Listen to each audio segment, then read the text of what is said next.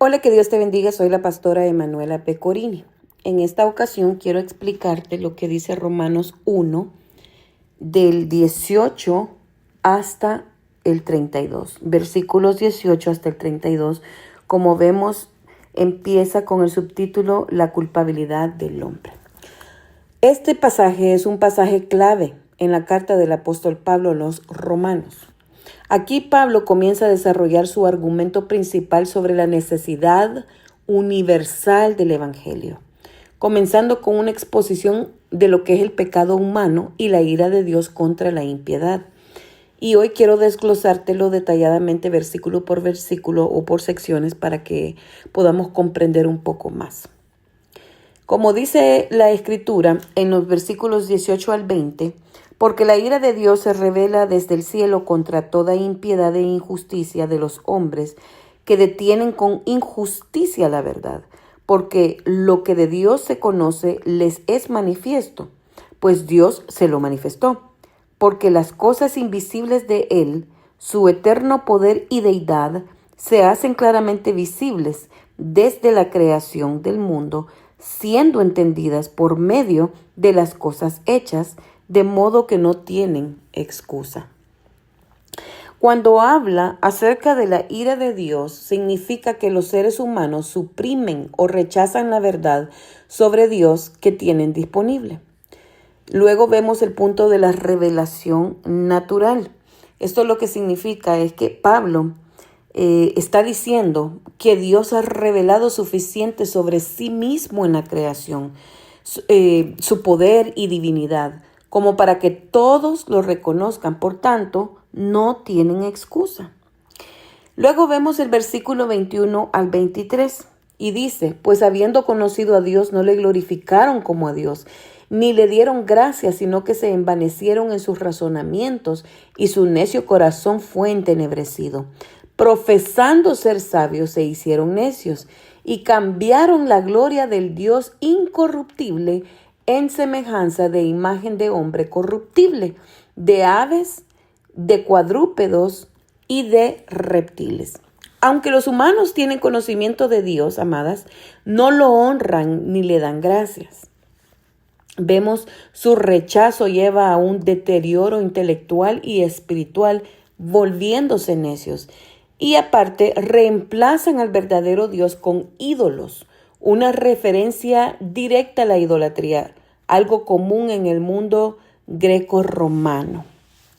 Luego vemos los versos 24 al 27, por lo cual también Dios los entregó a la inmundicia en las concupiscencias de sus corazones, de modo que deshonraron entre sí sus propios cuerpos, ya que cambiaron la verdad de Dios por la mentira, honrando y dando culto a las criaturas antes que al Creador, el cual es bendito por los siglos. Amén. Por esto Dios les entregó a pasiones vergonzosas, pues aún sus mujeres cambiaron el uso natural por el que es contra naturaleza. Y de igual modo también los hombres, dejando el uso natural de la mujer, se encendieron en su lascivia unos con otros, cometiendo hechos vergonzosos, hombres con hombres, y recibiendo en sí mismos la retribución debida a su extravío. Tremendo. Aquí vemos 3 veces se dice que Dios los entregó. Usted puede verlo en el versículo 24. Usted puede verlo en el versículo 26. Y también lo puede ver en el versículo 28, donde dice Dios los entregó. Lo que significa esto es que permitió que siguieran su camino como juicio por su rebeldía. Haga de caso que entre más se ensuciaban, más juicio venía sobre ellos. También vemos que Pablo menciona relaciones sexuales desordenadas, incluyendo explícitamente la homosexualidad, como una evidencia de este desorden moral. Este no es el único pecado, pero Pablo lo usa aquí como ejemplo del intercambio de lo natural por lo antinatural, reflejando lo que ya dijo sobre cambiar a Dios por ídolos.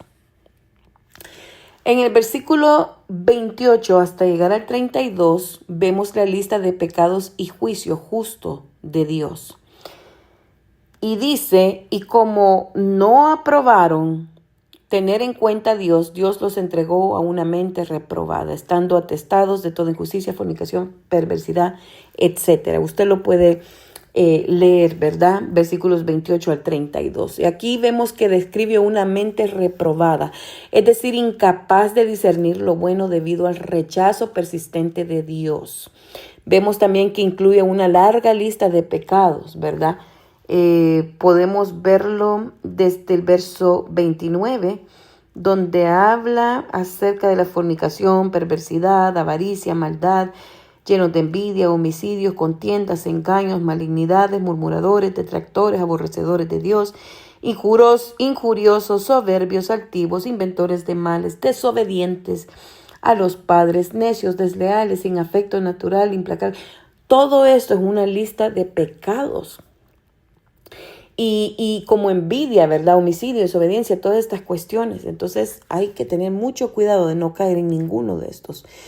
Y vemos que finaliza diciendo que aunque saben que tales cosas merecen muerte, no solo las hacen, sino que se complacen en los que la practican. Y esto muestra una sociedad donde el pecado no solo es tolerado, sino celebrado. Fíjese qué tremendo esta parte, porque hay gente que le da risa cuando una persona es necia. Hay gente que le da gusto cuando ven de repente una contienda. Mire qué tremendo. Hay gente que le da gusto, le da risa ver que una persona fue engañada. Hay gente que celebra la avaricia, que celebra la maldad, aunque ellas no la estén practicando, pero de alguna manera están siendo partícipes, porque el celebrarle a alguien que tenga cualquiera de estas cosas, como desobedientes a los padres. Mire qué tremendo, desobedientes a los padres merecen muerte, dice la palabra. Y si alguien les aplaude, qué bueno que está siendo desobediente, porque lo que sea. Entonces, esto es tremendo. O sea, quiere decir de que hay tanto juicio como para el que lo hace, como para el que lo celebra o es parte de. Así que esto muestra una sociedad donde el pecado no solo es tolerado, sino celebrado. Resumen de este pasaje, mire, este pasaje es una acusación seria contra la humanidad en general. Pablo no apunta solo a ciertos pecados, sino a una decadencia moral progresiva como resultado de rechazo de Dios.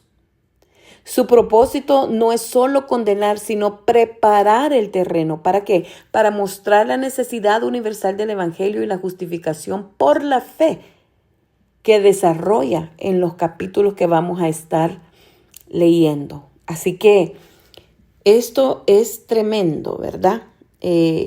Lo que Pablo menciona aquí en Romanos 1, de los versículos 18 hasta el 32.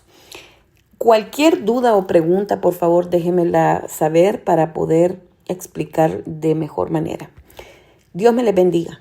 Un abrazo fuerte.